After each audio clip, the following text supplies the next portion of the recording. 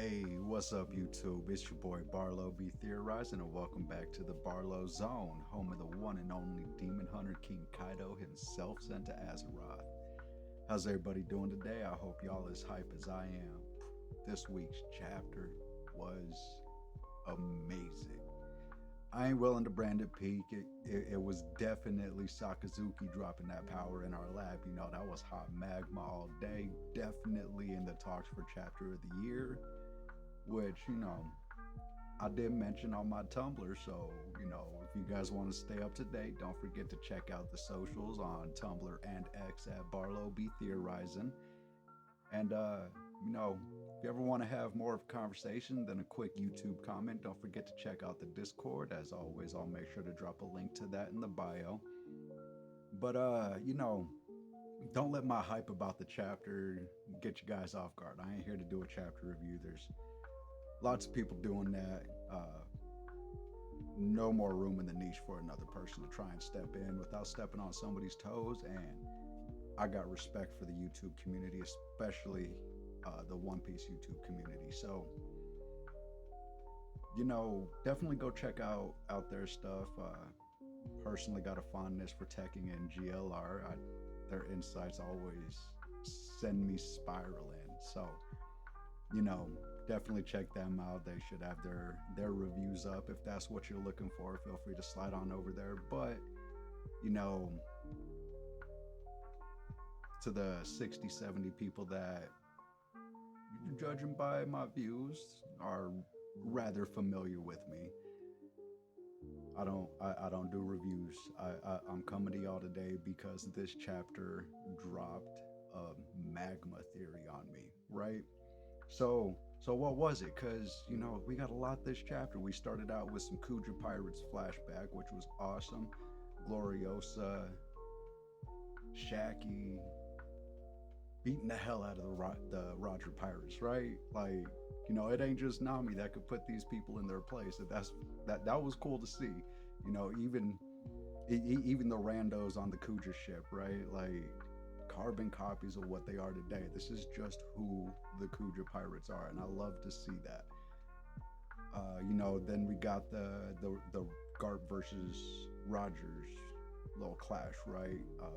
Narrator box identifying that it does appear like this is the first time that they have clashed. The passion of youth burning hot.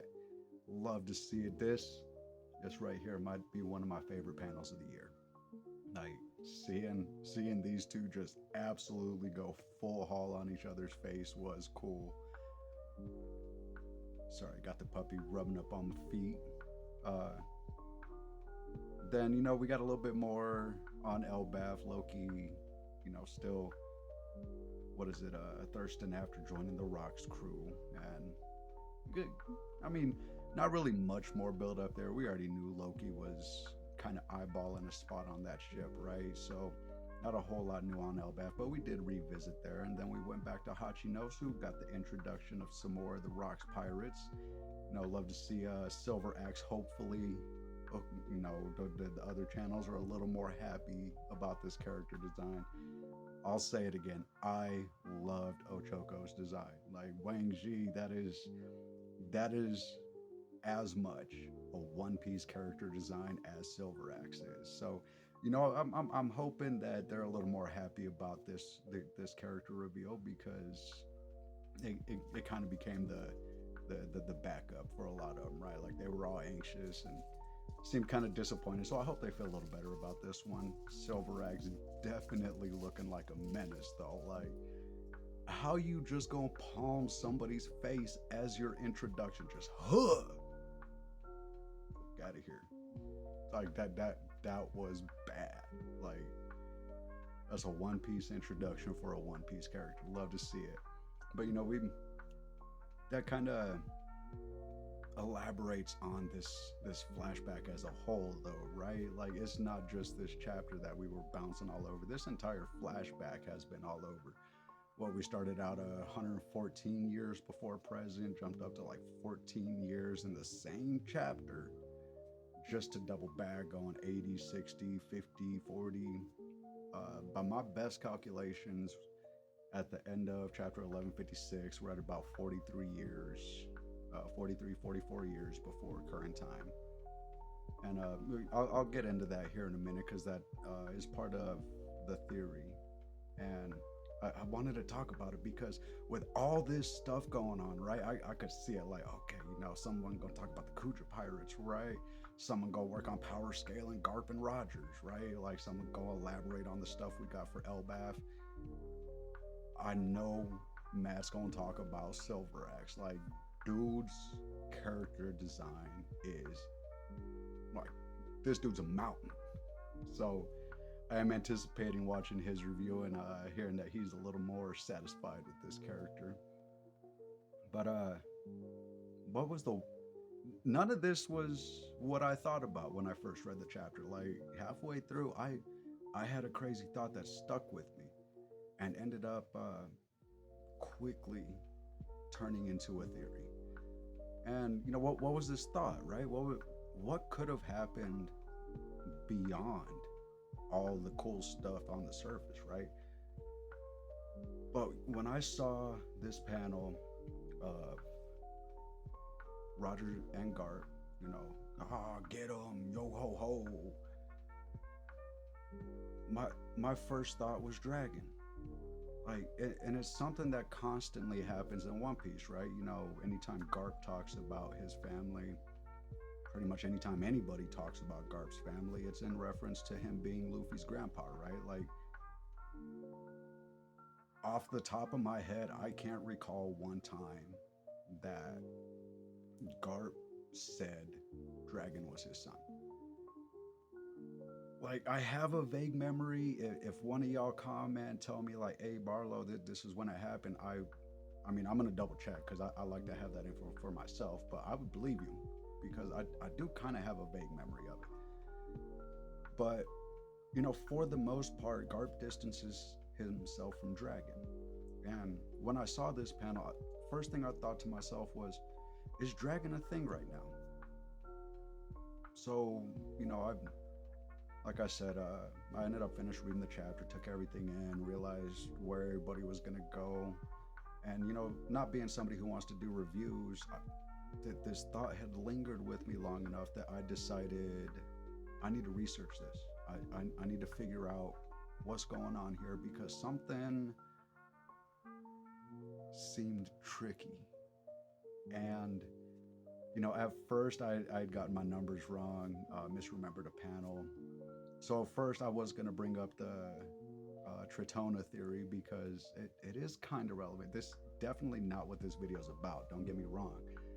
But it's going to be surprisingly relevant by the end of my presentation because Dragon's all I've been able to think about for the last few days, right? Since I read the scanlation on Thursday, I've had this thought in the back of my mind, is Dragon a thing? So what did Barlo do? Barlo jumped back to the chapter. He was pretty sure he remembered seeing an X years ago panel, right? So I went back to 1154 and reread 54, 55, and 56. Got to make sure I'm not missing anything. Got to make sure I'm getting my numbers right, especially if I'm gonna come to y'all presenting numbers. Like, I don't want to look like the doofus who's just fanficking and calling it theory, right? So I went and checked it out, and it looks like the last narrator panel we had that had an X years ago on it was in chapter 1154, 48 years ago. And then in 1155, I believe, it might have been towards the end of 54, but I'm 99% it was 55. We had mention of another reverie. So it is kind of vague. On rereading, it almost sounded like the other reverie they were talking about was the one where Rox and Harold met, but it also seemed like years later. I'm still kind of confused, but I do know for sure we're somewhere between 44 and 48 years ago, which is key. And I know sometimes I get so hype I misread stuff, so I did reread 55 a couple of times. I wanted to try and iron out this this extra reverie thing, and to the best of what I can gather, it appears we're at the 44 year ago point. Do correct me if you guys think it's 48 or somewhere between 44 and 48. Let me know what you think. Might be a little long for a YouTube comment, so feel free to drop it in the Discord. Stop in, drop it, leave the Discord. I don't care. Like, people picking apart my theories is what helps me make them better, and sometimes helps me realize I'm capping. So, working under the assumption that we're at the point of 44 years ago when Garp and Rogers came into contact, right? That's Dragon is 55. So, he should be a thing. Dragon should be alive at this point, 10, 11 years old, depending on what time of year this clash was happening. Because if I'm remembering right, Dragon has an October birthday, so if it's kind of earlier in the year, he'd still be 10, about to turn 11. And, you know, my first thought wasn't the connection with Tritona. I'll get to that here in a minute, because in this chapter, she does appear to be around the 10 to 12 year range. Judging by the history of the story, there aren't a lot of kids on pirate ships that are younger than this. I mean, Shanks is an anomaly across the board right now. Like, we know little about him while knowing stuff about him, if you catch my drift. But, you know, aside from him, pretty much every other time we've seen a kid on a pirate ship, they've appeared to be drawn in that pre-adolescent kind of design, which makes sense because in Japan, around 12, 13 is when a lot of kids will pick up their first part-time job, something to do after school, after homework, keep themselves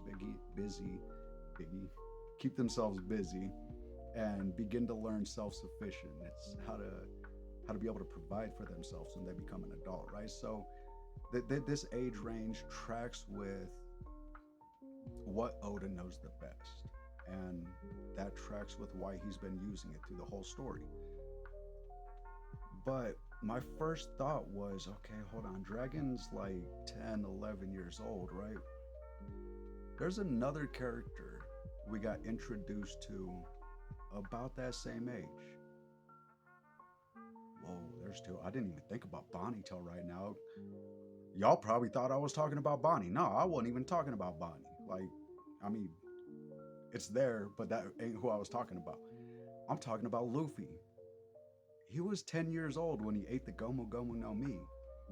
And, you know, this devil fruit goes on to turn out to be one of the gods, god powers, god adjacent in One Piece, right? So I got to thinking, because myself included, a large portion of the community really likes this theory that Dragon has some kind of legendary wind-based devil fruit, right? And,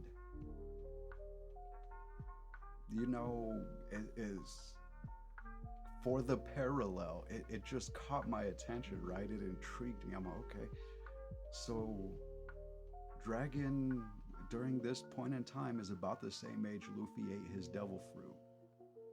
You know, I already know. I love how Liam put it in his video last week. You know, we are inception levels of deep in this flashback, right? Like, it started as a Loki flashback talking about Harold's death, which turned into a Harold flashback, which turns out was actually a Rocks flashback, which bled into a little bit of Hachinosa and Kuja Pirates flashback, right? Like, we are inception levels and we still haven't hit bedrock. So are we about to hit that 6th level, right? Like, are we going to get mention of Dragon obtaining a legendary devil fruit, right? I don't know.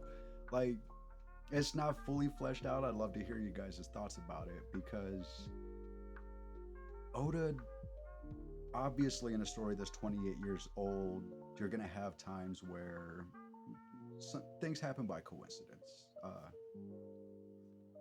For Oda, they've tended to work out. So I rarely find myself questioning what he's putting in the story, and that's why I'm always critically analyzing what I'm reading, because like this is a good story.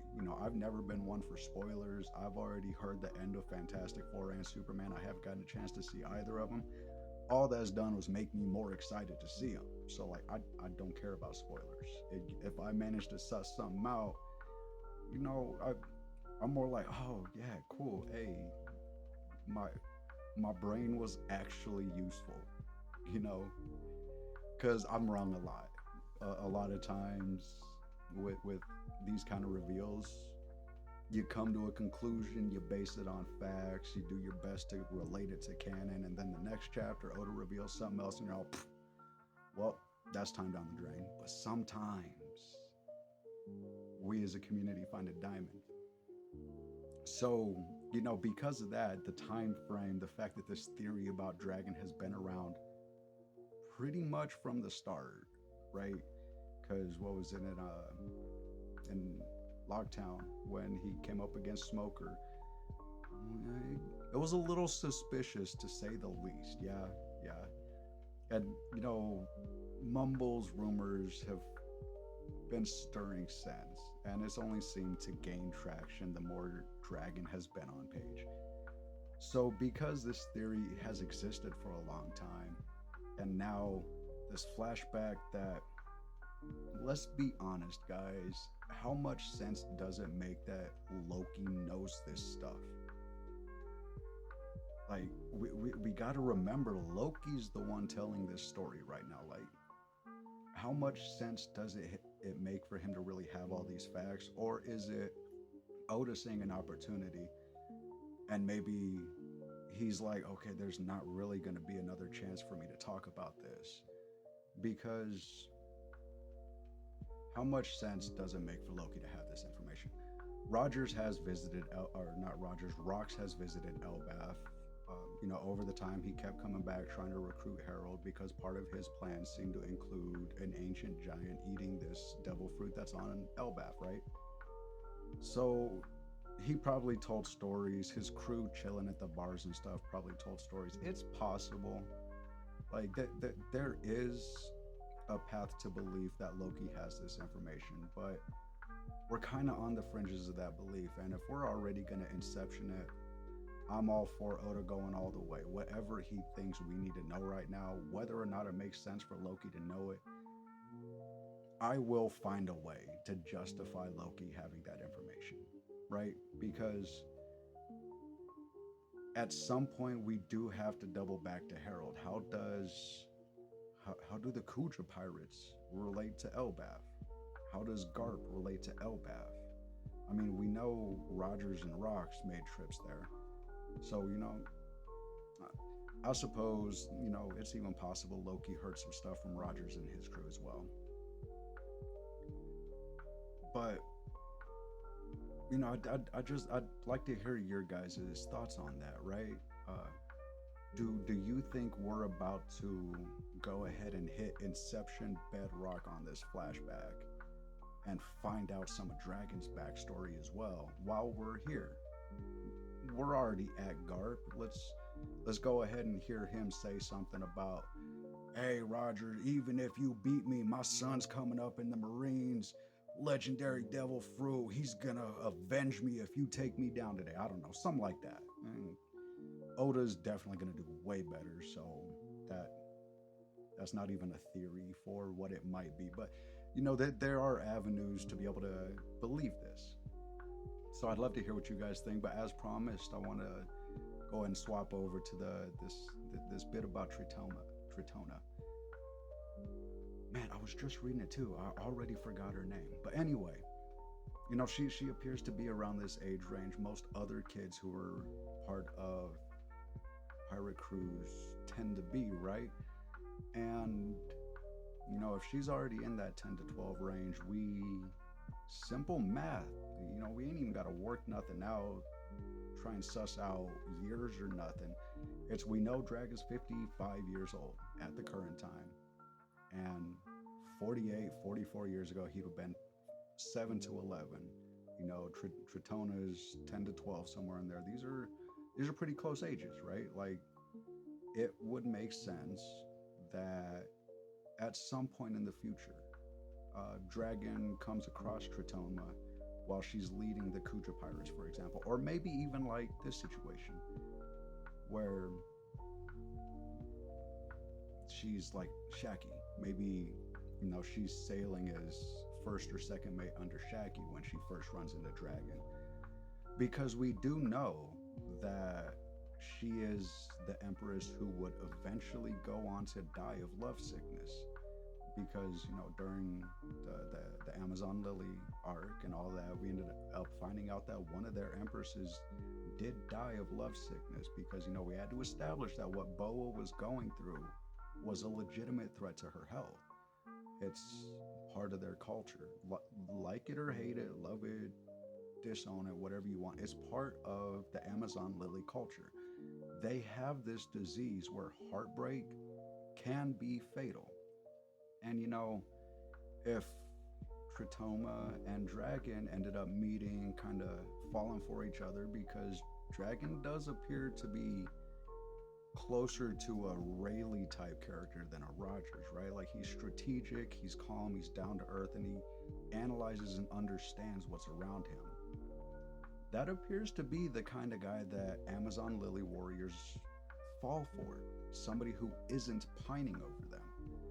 So, a lot of people are talking about it. This part is definitely not an original thought. I just wanted to go ahead and, while I was already talking about Dragon, drop my 2 cents on the Tritoma angle, because she does look rather similar to Luffy when he was about that same age.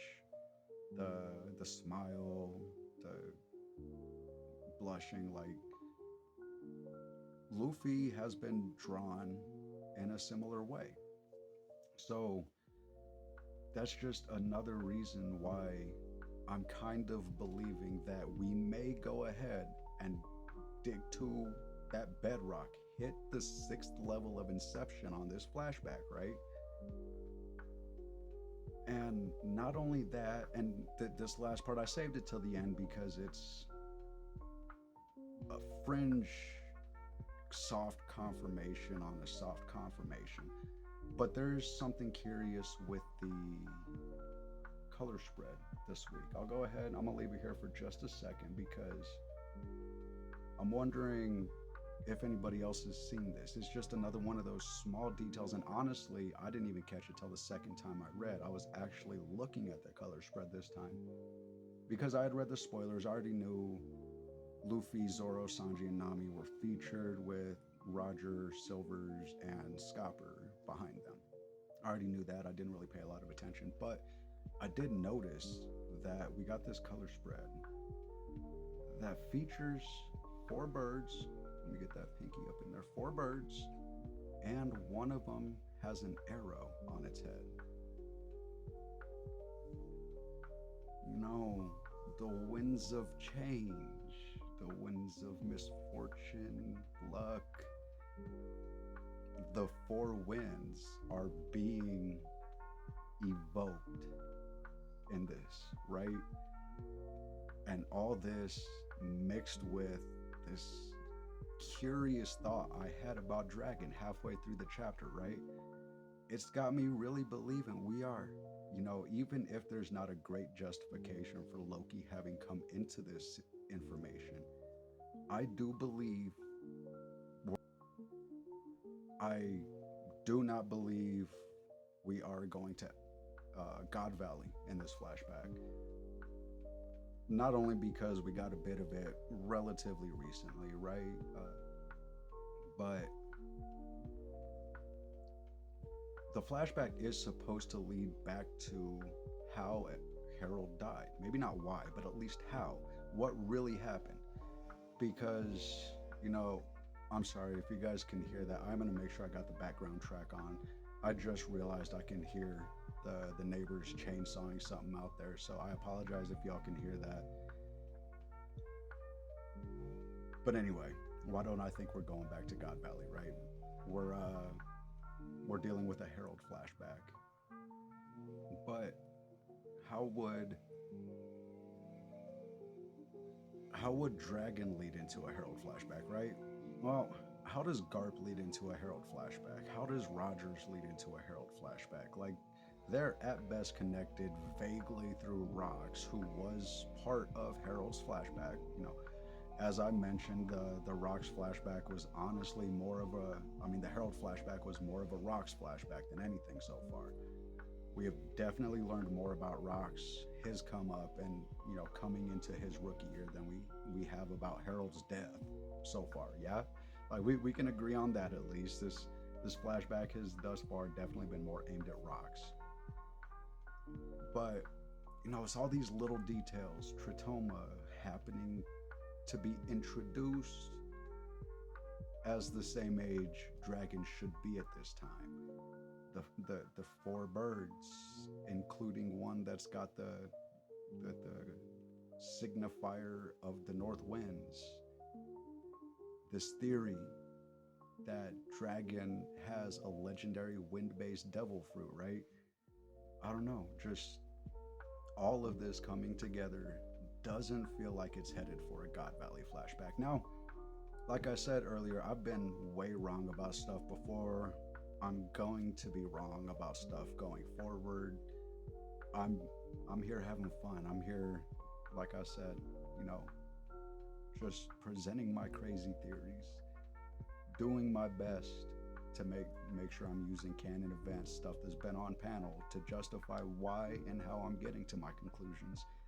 So as always, I would love to hear your guys' thoughts in the comments. Let me know where you think I'm going wrong. Let me know how you think I went right. Most of all, let me know how you think this gets better. And do you think we're headed to God Valley? Are you on the bandwagon that most of the community seems to be on at this point with the God Valley angle? I wouldn't be surprised. Rox does eventually lead to God Valley, but neither here nor there. Let me know what you guys think. As always, don't forget to check out the socials on Tumblr and X at Barlo.b.theorizing, and I will make sure to drop that link for the Discord community in the bio. If that's not working, guys, please let me know. I'm still trying to work on making sure I'm linking stuff properly. So all the help is accepted and useful and beneficial and helps me out getting things across to you guys better. As always, though, fam, I will see you in the next one. Much love.